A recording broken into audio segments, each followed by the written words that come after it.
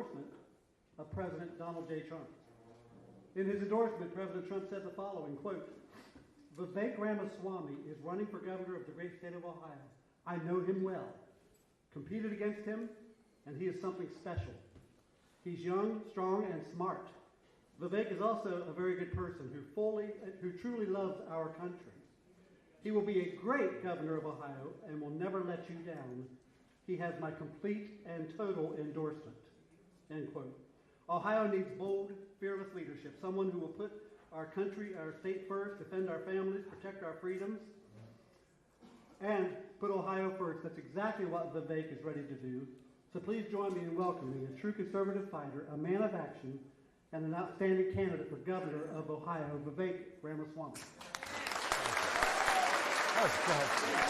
Very kind of you. Oh, thanks for Oh my gosh, everybody's too kind here. We're thrilled to have really you nice. here. Oh my We God, could have sold twice as many tickets if we had a bigger venue, but it didn't happen. I'm glad we sold this one out. I'm glad. Absolutely. Hopefully it's a success for Thanks you. to you, and good luck to you. Thank you. Oh my God. Thank you all. Please take your seats. You're too generous, everybody. I appreciate it. It's an honor to be here, and just give our MC another round of applause. That was a nice introduction you gave me. Thank you. You're pretty good at this. I'll share with you a bit of my own personal background. Most of you maybe know me from running for U.S. president, what I've done in recent years in the political realm. Actually, I'm not a politician by background. My parents came to Southwest Ohio as legal immigrants over 45 years ago to Cincinnati. My dad worked at the, good distinction to draw. Sometimes we forget it's illegal. Yeah, exactly. He worked at the GE plant at Evendale, Ohio, and that's where I grew up, right? Got a GE man over there, that's great. He faced down the layoffs under Jack Welch's tenure for those years and went to night school for 4 years to keep job security. My mom was a geriatric psychiatrist who took care of patients in nursing homes across the southwest part of this state. We didn't grow up upper class, but we weren't poor either. We were straight middle class in Southwest Ohio. And the thing I'm most grateful for is, people would say, you grow up in your background, are you privileged? I don't think we were privileged in the economic sense, but we had the ultimate privilege of two parents in the home instilling in us a focus on education and a belief in God. That's the privilege that I want to make sure that we give to every child in this state as well. And so thank you for embracing the power of, I was talking to so many of you, the power of the family. That's something I'd like to talk about tonight in our own state of Ohio. Now, over the last 4 years, we went through some tough times as a country. You can't just sweep that under the rug. Faith in God, patriotism, hard work, family. All these things all but disappeared in so much of our country. We went through a national identity crisis. Young people, you mentioned in the introduction, lost their conviction in this country. Less than 16% of Gen Z under the Biden years said they were even proud to be American. And we had a 25% recruitment deficit in our own U.S. military. And to me, that was unacceptable. That's why I spent the better part of last year working as hard as I could to help send Donald Trump back to the White House as our 47th president. And in November, I'm proud to say we got it right in the United States of America.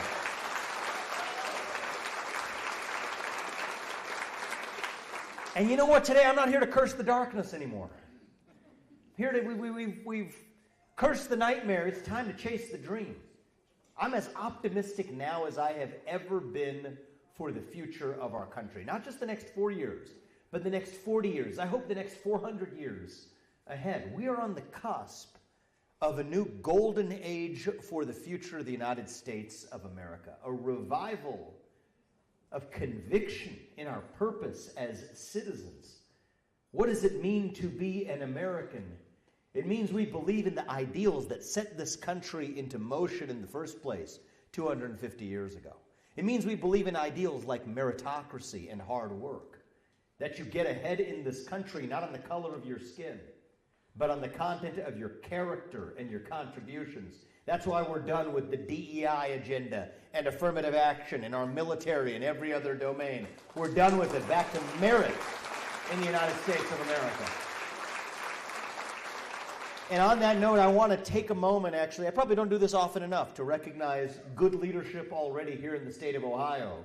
For those of you who are following it, Governor DeWine signed into law in recent days SB 1, which finally got rid of DEI indoctrination in our universities, putting actual true diversity of thought right here at home in the United States. See, we'll look at what that unlocks. Starting from last November all the way into our own home state of Ohio, I want to recognize my predecessors and the state legislators and Governor DeWine in that case for doing the right thing here in our home state as well. It's that revival of conviction in our purpose as citizens. What does it mean to be American? It means we believe in the rule of law. And I say this as the proud son of legal immigrants to this country. That means your first act of entering this country cannot break the law. And that is why, if we've had the largest influx of illegals into our country in American history, then it means we need to have the largest mass deportation in American history, because that's what it means to stand for the rule of law in the United States of America. It means the people we elect to run the government ought to be the ones who actually make the laws, not unelected bureaucrats sitting in the deep state in three-letter agencies in Washington, D.C. That, too, is what it means to be an American. We believe in accountability for our elected officials. It means that we as a people are courageous and that we are brave, and that when called upon, even heroic, to do what's right for our country in our hour of need. Those are the ideals that won us the American Revolution. Those are the ideals that President Trump is aiming to bring back to this country as our 47th president. But this isn't a one-man job. It doesn't work that way. If we're going to be saved as a nation, it's going to be because we all step up and save ourselves. And that starts right here with the states. It starts, I believe, right here in the state of Ohio. Look at what President Trump's doing, kicking those programs from education to healthcare back down to the states and to the people where they belong. That's true federalism in action. That's what our founding fathers envisioned. The golden age for America will be a golden age for federalism. President Trump's reviving our conviction in America. Well, you know what? We need a leader here at home who revives our conviction in our home state of Ohio. And that's why last month I declared my candidacy to become the next governor of a great state at the heart of the greatest nation known to the history of mankind. The state where I was born and raised. The state where I'm raising proudly my two sons today. I declared my run to be the next governor, your next governor, in our own home state of Ohio. And we're not going to stop until we get the job done. Thank you. Thank you. Thank you. I don't just want to lead Ohio to be one of the better states in the Midwest. Frankly, we're a great state. But great is not good enough. I want to lead Ohio to be the top state in the country when it comes to raising a young family, growing a new business, generating wealth, and keeping that wealth. To give your kids a world-class education in math, reading, writing, critical thinking, physical education. I'll come back to that. To give our kids the tools they need to succeed, not as victims, but as victors in a competitive global economy. The state where we embrace capitalism and meritocracy instead of apologizing for it. The state where we take a hatchet job to red tape, government overreach, and overregulation and bureaucracy. The state where we're actually leading in the sectors of the future. From semiconductor production to our aerospace industry, to our defense industrial base, to AI. The state where, frankly, patriots across this country are flocking to, not just Florida and Texas, but maybe even leaving Florida and Texas, to come back to right here in our home state of Ohio. I want to lead Ohio to be the state of excellence in America. There are those who will say that's unrealistic. How could Ohio be that state? Well, I would remind you that it wasn't long ago that Ohio was that state, actually. At the turn of the last century, we were the wealthiest state in the Union, the third most populous state in the country. A lot of young people today, I met a few of you beforehand. They'll know what I mean. How old are you, young man? 17? Yeah. You're on the basketball team. I was thinking you're tall 17-year-old. What's your name?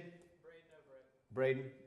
Tell me if you know what I'm talking about here. But there was a meme on the internet over the last couple of years where if something was a little bit old or out of touch, they would use the phrase "only in Ohio." You know what I'm talking about. It kind of irritates me, you know. You too, right? I don't see why they're just taking pot shots at Ohio from California. Well, it wasn't long ago that people weren't making fun of Ohio. They were aspiring to be Ohio. At the turn of the last century, we were the economic powerhouse at the heart of the country. Fertile farmland, great natural resources underneath our ground. We powered the way of the entire first industrial revolution, even in the 1950s. And that's not that long ago. 6 of the top 15 wealthiest cities in America were right here in our home state of Ohio. Toledo was the glass capital of the world. Akron was the rubber capital. Youngstown and Cleveland were the steel capitals of the world. Dayton, not far from where we are right now, led the computing power engine that powered the Industrial Revolution. My hometown of Cincinnati, where I grew up, we were known around the world as the Queen City. Porkopolis, supplying the food supply chain for much of the country. We were the consumer products capital of the entire Midwest. We were the pioneers, the explorers, the unafraid, the people who no government or bureaucracy would dare stop from achieving the maximum of our potential. And when you're an economic leader in the way that Ohio was, that gives the kids who are born in this state, people in Braden and his generation, the same self-confidence that Neil Armstrong and John Glenn had when they grew up in Ohio. Think about this. The first man to walk on the moon in the world, in human history, was born, raised, and lived right here in Ohio when he did it. John Glenn, the first American to go in orbit around the Earth, born and raised right here, living right here in Ohio. The Wright brothers, born and raised in Ohio before they take flight. That was us. We were the state of excellence in America, and we can be that state again. Think about it. We have the same gifts we did the first time.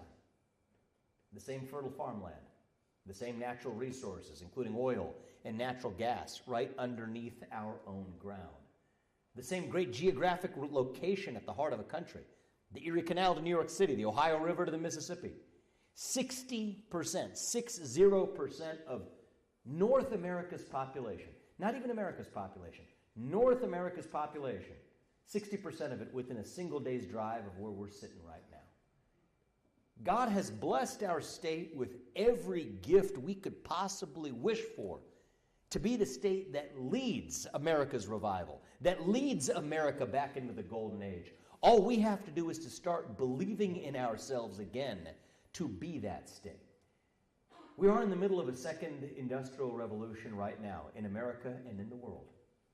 And I believe Ohio can be the state that leads the way again. If Silicon Valley led the American economy for the last 10 years, it's going to be the Ohio River Valley for the next 10 years. And it may not even just be the exact same sectors of the past. It may not be rubber next time around. But it's going to be the sectors of the future, from semiconductor production to nuclear energy to natural gas, from Bitcoin to biotech to our defense industrial base. Where's the woman I met? You said you were working for a defense, you're making weapons right here in the United States, right here in Ohio. Where? Remind me your name, ma'am. Tracy. Well, you know what? You're bringing that right here to Ohio right now. We're seeing, hopefully, we're going to see a revival of production in every one of those industries right here in our own home state. The state where we can use AI, not to take jobs, but to make jobs through workforce training and education. This is where I want to lead our state. This is our modern-day Northwest ordinance. This is our moment to lead a conservative state with actual conservative principles. We're a conservative state at our core. We just deserve to actually be governed like one. And the fear sometimes will be, is that going to lose us elections? No.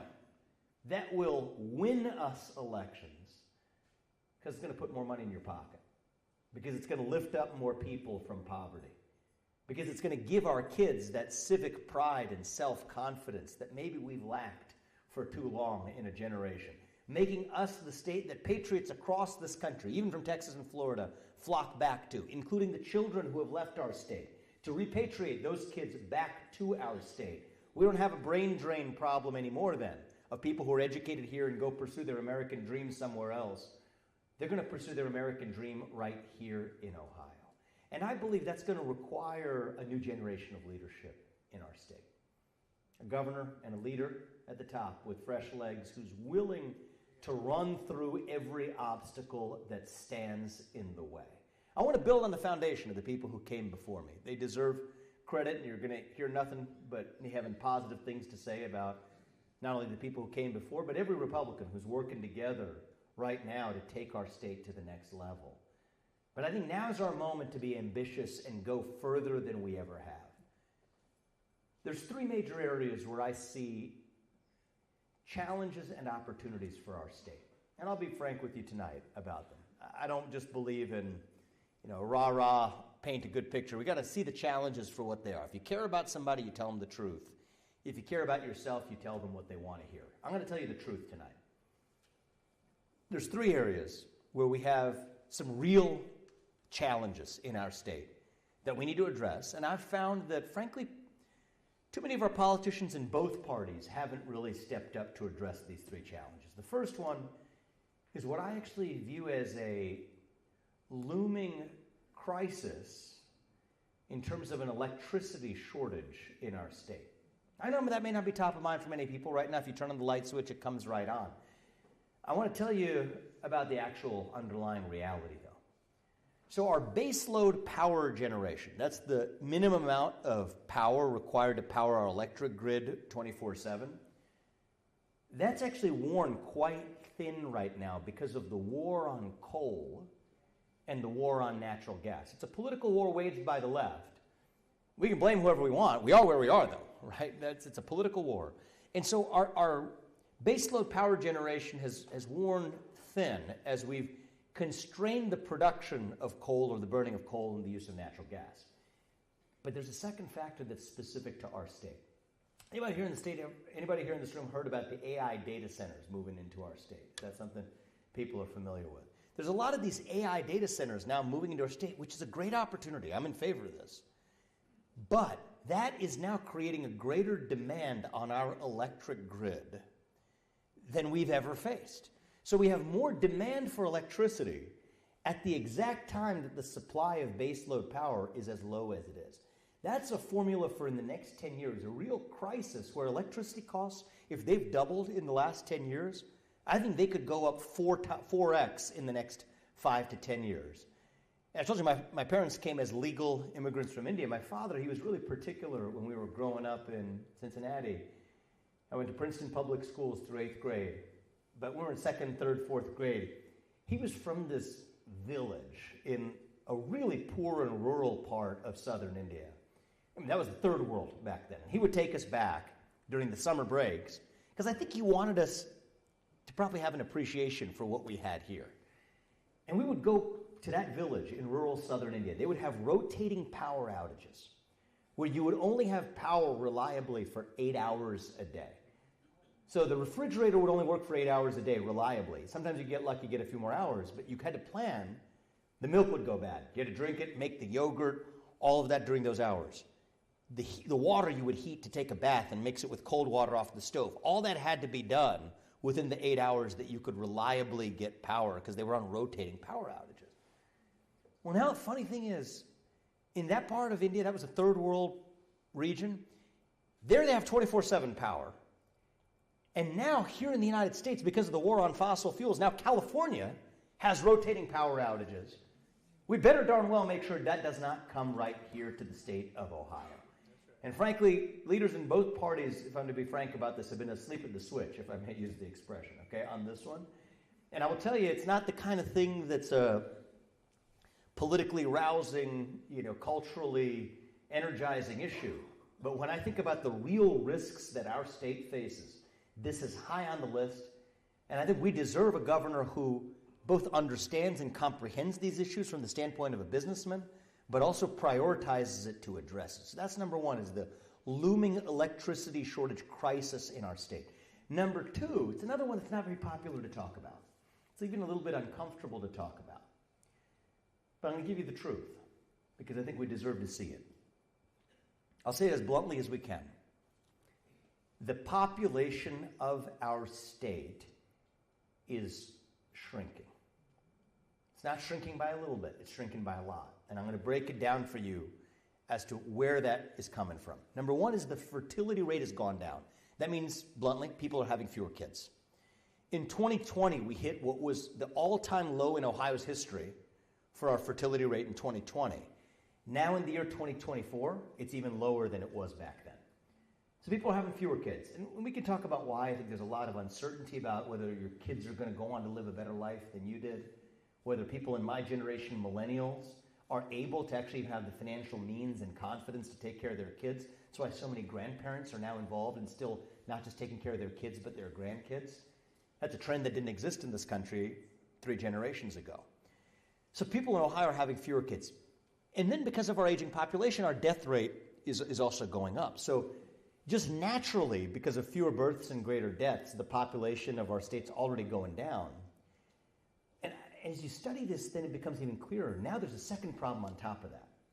In the last few years, for the first time, we have more people now moving out of our state than who are moving into our state.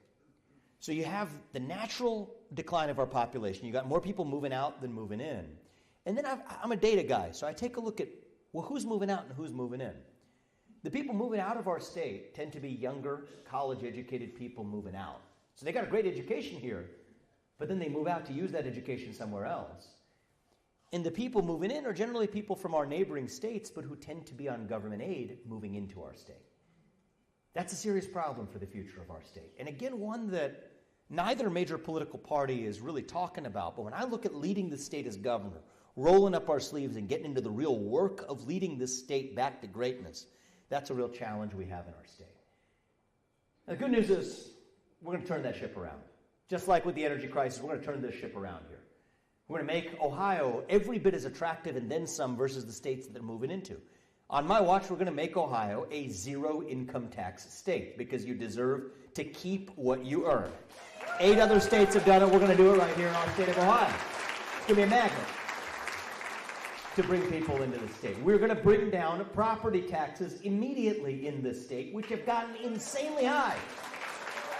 Many of you are landowners in this room. Gentlemen over there, we were talking about that. Large landowner right here.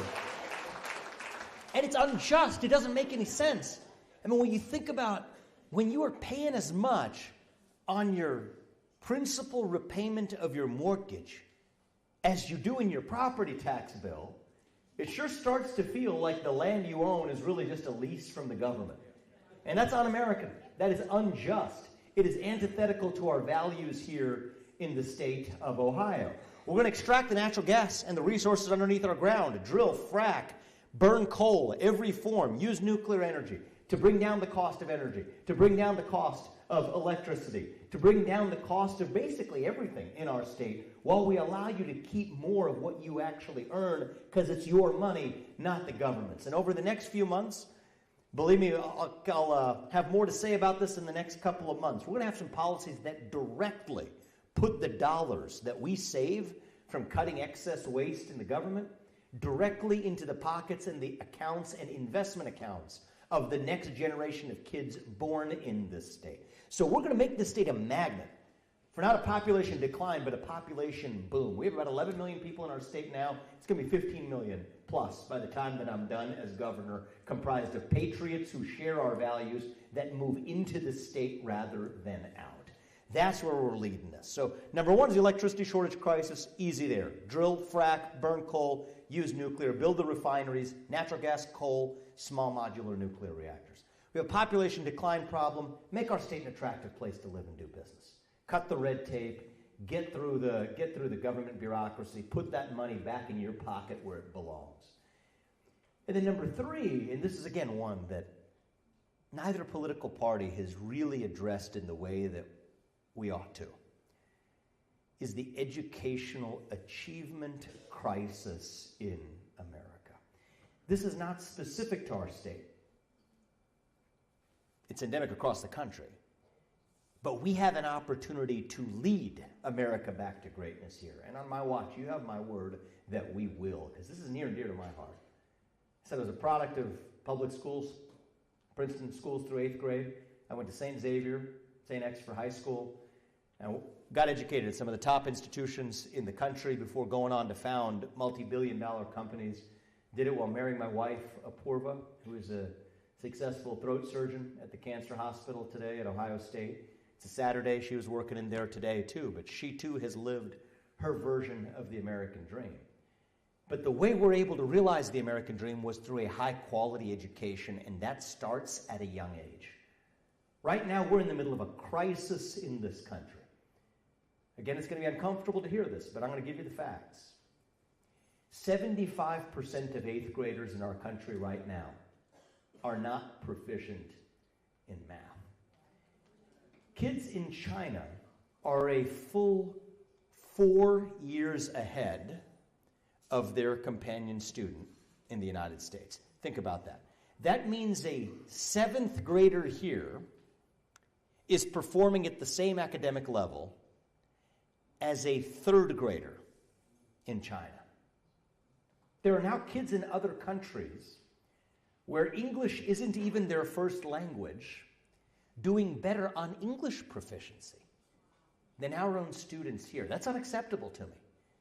Speaking as a parent of 2 sons, as an Ohioan, as an American, I refuse to just stand by and watch idly as China laughs at our gradual decay into oblivion. No, we're going to turn this ship around.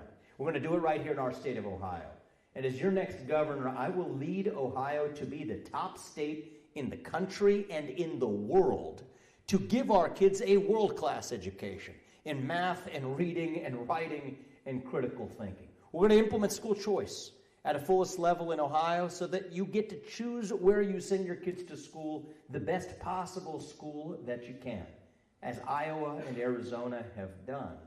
But you also have to have the choices of where to send them, which in many cases doesn't exist in many of the rural parts of this state. And so I'm also going to be a governor who makes sure that our public schools are equipped to compete with the best of the alternatives. We're going to focus on the achievement of our students. There's some basic things we're going to do. We're going to put at least one police officer in every school to make sure our kids are safe in our schools. That's common sense. We got to make sure that our kids are showing up to school. Since the COVID-19 pandemic, absenteeism has become a major problem in our schools. And I'll say this, you all may know who I'm running against. The Democrat is, her exact name is, I think, Dr. Fauci Jr. in Ohio. Never again will we shut down our public schools in this state in the name of some pseudo-scientific fiction, while the private schools remain open, by the way.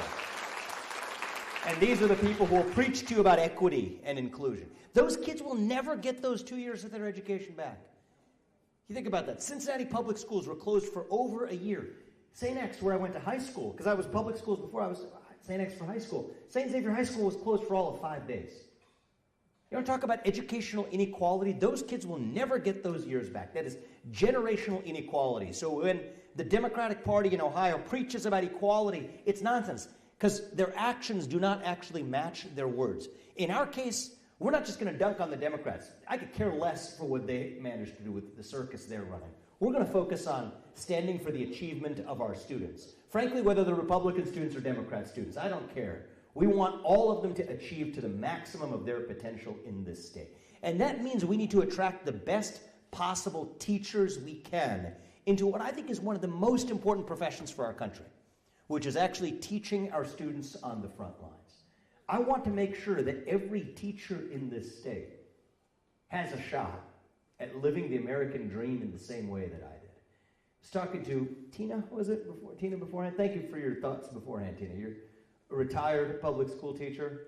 I want everybody who's an educator, member of law enforcement, or a veteran to stand up right now in this room. Tina, would you stand up for us along with everybody else? Look around at you. How many of you there are in this room? Give them a round of applause. Thank you. I put our public educators in that category of almost at this point, if we're in an educational achievement crisis, I consider our public school teachers first responders. In many ways, that's the first line of making sure our kids are taken care of. Tina and I had an interesting conversation earlier, which is how are we going to be able to make sure that we actually are attracting the best and brightest into the teaching profession, as we once were. I had a teacher named Ms. Kinney in 6th grade, Rellis Public School in Cincinnati. Sadly, it's now closed, but she changed my life. She helped me see potential in myself that I didn't know I had. And to be honest, she lit a fire under my feet. Okay, she saw that potential, but she didn't play nice about it. She played hardball with it, and I got my act together, and I probably wouldn't have lived the American dream at the scale that I have if it wasn't really for her. We need more teachers like Mrs. Kinney.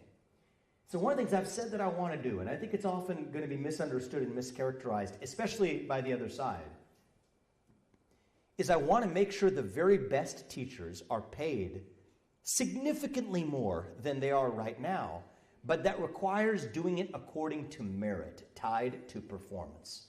Okay, it's not too much to ask. It's the way it works in every other domain. I think we got to bring that to our public schools. Thank you. But the reason it's misunderstood, and Tina and I had this conversation, is, well, does that just mean it's going to be the people who are in the classroom that got the best students beforehand, that got the highest test scores already, are going to be rewarded more than the teachers that had the more difficult students to deal with? No. To the contrary. The way we'll measure student-based performance is start of school year to end of school year in that classroom. Actually, that will reward the teachers who even go into tougher classrooms because they have a bigger opportunity to demonstrate improvement. Is it going to be just the test scores? No. We talked about this. It should be peer assessments in the school. The teachers in the school know who the good ones are, who are holding their weight, and the ones who aren't, and also parental assessments, because parents generally know whether their kids are having a good experience or not. So it's not just about teaching to the test. It's not just about some sort of mechanism that's going to be unfair. What's unfair is the status quo, where an average school teacher earning a starting salary of $45,000 a year has no shot in a current American economy with gas prices to grocery prices being what they are, of living the American dream, and yet it's the most important profession where we need to attract our best and brightest. We're going to put the focus in our curriculum back on the subjects that matter, not victimhood, indoctrination, and wokeism, but math and reading and writing. And we're not going to forget physical education either. We're going to reintegrate PE into early childhood education starting in kindergarten. We're going to bring back the presidential fitness test in the state of Ohio. And that includes the pull-ups, okay? Doesn't mean everybody's going to pass it. But we will aspire to it. And it sets a standard, healthier food in our cafeterias. The best way to save on health costs in the long run is to have a healthier population in the first place. I was talking to an optometrist in the room beforehand. Where are you, ma'am? There, remind me your name. Tasha. Thank you. We were having a conversation about nutrition and the underappreciated factor of even looking at just nutrition as a factor when we're thinking about long-run health. That belongs to the states. It really does. And I think that we deserve a governor who starts thinking about that at a young age. Not just physical health, but mental health too. We got to get the cell phones out of the classroom. There's no argument for it. It's a source of distraction for our students. Get those cell phones out of the classroom and focus back into the classroom. Fill that vacuum of purpose and meaning and identity in our young people with the real thing. Fill that void with a true vision of what it means to be a citizen of this nation, a member of a family, believing in yourself through hard work, the self-pride and confidence you get from actually achieving a task through your own dedication. We're going to replace that woke indoctrination with civic education and true U.S. history lessons that teach our kids to be proud of our country and proud of our state instead of ashamed of it. We're going to start every morning, as we did tonight, with the Pledge of Allegiance. Start with the Pledge of Allegiance in every Ohio public school with a moment of silence to go along with it every morning. That's good for civic pride. It's good for our mental health of our children to take a few moments every day to reflect on the why, a civic education that, you know what, we're also going to hold ourselves to some standards. Every high school senior who graduates from Ohio Public High School will have to pass the same civics test that every legal immigrant has to pass before becoming a naturalized citizen. Because you got to know something about a country, to love that country, to respect that country. And then that lays the foundation for higher education. And I want Ohio to be the state in the country that has the best universities in the nation for their respective fields. It's a little controversial for me to say this, but it's just the truth, so I'm going to tell you. We have too many universities in the state by number. I'll tell you why. We have the second most number of universities in the state of any state in the union. Yet we have one of the fewest when it comes to number of 17-year-olds who are going to use that university. So it's not, we don't have the best university education by having the most number of universities. It's quality over quantity that matters. Some of that money I'm talking about saving, putting it back in your pocket, putting back in your kids' accounts so they can succeed far better than just counting the number of universities we have. We ought to care about the quality of the universities. Create centers of excellence throughout the state where you have certain universities that are excellent at one thing. They don't have to be excellent at everything because another university in our state is excellent at the other thing that the first one wasn't. It's basic common sense for how you use our public money to our public universities. And it's not just the four-year degrees.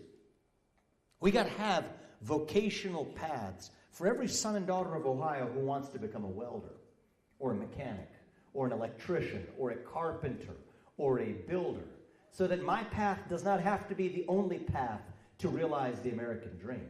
Bring the earn while you learn programs as early as high school. I'll tell you, Braden, you're 17. You and your peers, many of them, certainly, many of your peers, ought to be able to earn money, put some in your pocket while gaining skills in different professions, from welding to mechanics professions, to becoming a plumber. And I don't call those professions the trades, as we sometimes call them. I call them professions, because that's what they are, deserving the same degree of dignity and respect as somebody who goes on to become a lawyer or a banker or a doctor or an entrepreneur. And it's not that one of these is more or less elite than the other. Sometimes we, in our party, fall into this trap. We'll say, well, that's just the elites. They're the bad guys over there, and we need to go for the trades, or vice versa, that you have to get a four-year college degree or you didn't do it the right way. All of these paths are elite. They're all elite in the state of Ohio. It's not that one is good, the other is bad. We want all of them. For every son and daughter of Ohio who wants to become a doctor or an entrepreneur or a computer programmer, I want them to do it, get that education, and stay in the state of Ohio. And for every son and daughter of Ohio who wants to become that welder or electrician or carpenter, they can do that and live the American dream here in Ohio too, without being saddled with college debt. That's what the true American dream is about. That is what a true meritocracy is about. It recognizes that every one of us, every one of you, has your own unique God-given gift, distinct from every other person in the world. And that we are the nation that allows you to achieve the maximum of your own God-given potential without any man or system or bureaucracy or government standing in your way. That is the American dream. That is what made America great the first time. And that is how we will make Ohio great again. It is how we'll make Ohio a state that people are moving into rather than out of. It's how we're going to make a state where every one of you and your kids and your grandkids are able to generate wealth in a way that they may not have been able to in the last 20 years.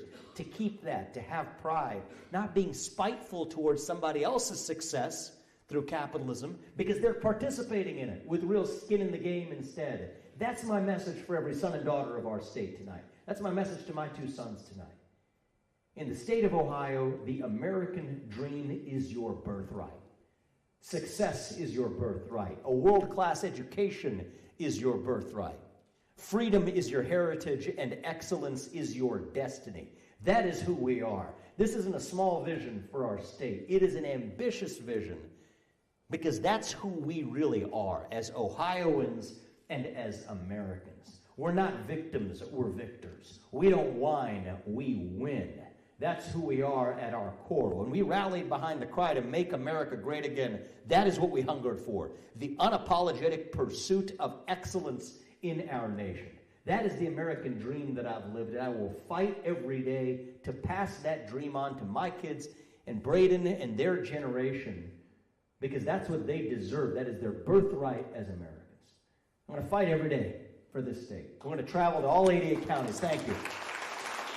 It's an honor to be here today. Thank you. I'm going to visit all 88 counties this year. I'm going to visit all 88 counties next year.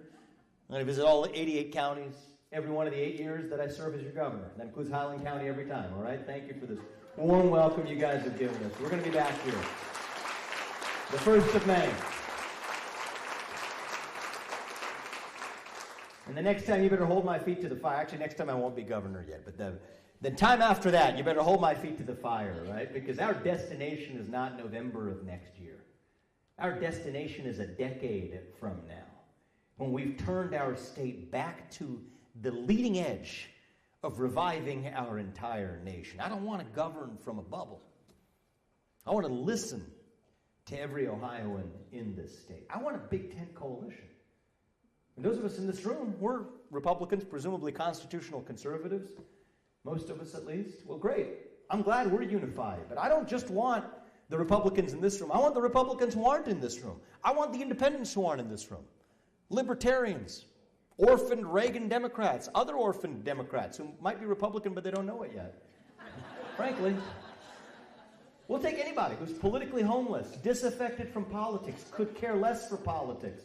We'll take anybody. If you care about economic achievement and educational excellence for your kids, if you care about giving your kids the same shot at the American dream that this state gave to me, then we're on the same team. And we have a seat for you at the table in this movement. We're not going to agree on everything, and that's okay, but we're going to work together to take our state to the next level for our kids and their generation. You told me you're mother of how old? A 1-month-old? A 1-month-old and a 16-month-old. Give a round of applause. I mean, that's a pretty tight band there. What are their names? Jack and Archie. Archie. Archie. Those are beautiful names. Does that sound like Archie?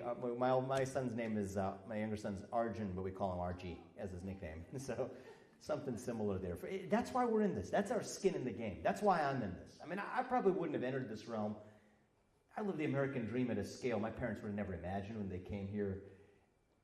It changed in the year 2020. My older son was born. It just changed your perspective. I mean, it was such a strange year, too, with COVID-19. And then there was the riots, what they call the mostly peaceful protests that year. And then I was a biotech CEO, and there was this expectation that somehow, I'm the CEO of a multi-billion-dollar company. I founded from scratch. I'm the CEO. And somehow I'm supposed to make a complimentary statement about Black Lives Matter, an organization that calls for dismantling the nuclear family structure. That's when I wrote my first book, Woke Inc., and got into this strange world I'm in now. Politics is a strange world, but we do it because every one of us has this calling. I just think we're natively hardwired as human beings. The thing that's true about all of us, to state the obvious, is that we're all mortal. We're all going to die. It's going to happen. I had a conversation with a friend this morning. I ran for president a few years ago, but that means I spent a lot of time in Iowa in rooms like this one. And there was a guy, he's a public servant there who, about a year ago, a little over 2 years ago, he ended up having pancreatic cancer. I talked to him this morning as he was going into hospice. So somebody called me this morning and said, you need to call him. I hadn't spoken to him in a year and a half. Still had his cell phone number. I called him first thing this morning. And, I asked him as delicately as I could, how long do you have left? And he said, I'm playing that a little close right now, but let's just say I'm not gonna have to run for re-election. And it's a 2-year term that he's in. He was at peace with where he was headed. And his only thing that worried him is he said, I may not be able to make it in for a few of my votes, but I'm going to do what I can. And it just struck me. I mean, this is a man who's in his 40s. It's a sad thing. To have pancreatic cancer, to die at that age is a tragedy. It just remind me, right? Every day we wake up, I don't take tomorrow for granted. Every day we wake up is a blessing. We don't know how much time we're given, and that's not our call in the end either. It's part of a higher plan, but we all have a short time that we're given on this earth. And I think it's our relationship to our mortality that gives us each a native desire to be a hero in the short time that we're given. That was the thing I took away from my call with my friend this morning, is every one of us wants to be a hero in our own way. You can be a hero as a president or a governor or a CEO of a major company. You can be a hero as a public school teacher, like Tina was in her career. You can be a hero as a law enforcement officer, like our friend the deputy sheriff in the back. You can be a hero as a veteran, like so many of you who stood up a moment ago. You can be a hero as a police officer, as a nurse, as an optometrist. In every domain, we want to have the biggest possible impact we can in the short time that we're given. And to me, that's what the American dream is really about. It's not about green pieces of paper. It's about reviving conviction in our purpose as citizens, about giving every son and daughter of our state, little Archie included, the chance to live his life in a way that he can be seen and respected as a hero, pursuing whatever path may be ahead for him. And I want to lead our state to be the state in America that shows what's possible, to be that cradle of the American dream once again. It's not call it a dream for a reason. You know, you wake up from a dream, for a while you remember what it was about, you kind of remember the feeling. It's long enough you forget even that feeling and it's gone forever. I think that's the window we've been in the last few years. It's a precious thing. I think we're about to get it back. I think we're going to have brighter days ahead, but it isn't going to happen automatically. It's going to require every one of us to play our part. And so what I want for our state is to be the state that shows the rest of the country how that's done.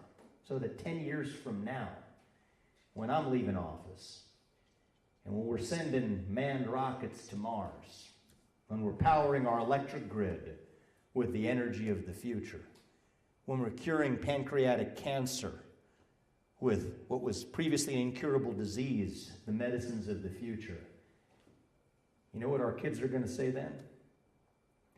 Only in Ohio. That's what we're going to say. This is the future of our state. We don't have to be a state in decline. We are still a state and a nation in our ascent, still on our way to that shining city on a hill. We will be the beacon of light that makes that city shine at its apex. That country and the state where we will look our kids in the eye and mean it when we tell them that you get ahead in the United States of America with your own hard work, your own commitment, your own dedication. And that you know what, Braden, Jack, Archie, my two sons, Karthik and Arjun, you know what? That's what the true American dream is about. That is your birthright in the state of Ohio. That is what we are running to. And with your help, that is what we will revive to save our great nation. Thank you for coming out today, guys. God bless you and your families. May God bless our United States of America and our great state of Ohio. Keep fighting. Fight, fight, fight. Let's get the job done. Thank you, guys. Thank you. Thank you.